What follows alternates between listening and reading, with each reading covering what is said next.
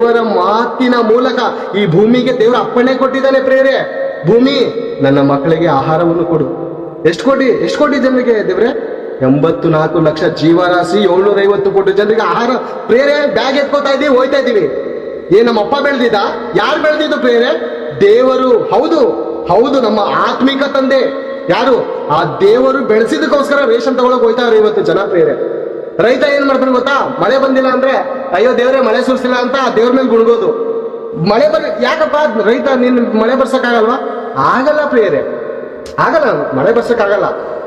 ಯೆರೆಮೀಯನ ಗ್ರಂಥ 10ನೇ ಅಧ್ಯಾಯ 12ನೇ ವಚನ ಹೇಳುತ್ತೆ, ಆತನು ಆಕಾಶವನ್ನು ಜ್ಞಾನದಿಂದ ನಿರ್ಮಿಸಿ ಭೂಮಿಯನ್ನು ವಿವೇಕದಿಂದ ಸ್ಥಾಪಿಸಿ ಮಳೆಗೋಸ್ಕರ ಮಿಂಚನ್ನು ಬರ ಮಾಡುತ್ತಾನೆ.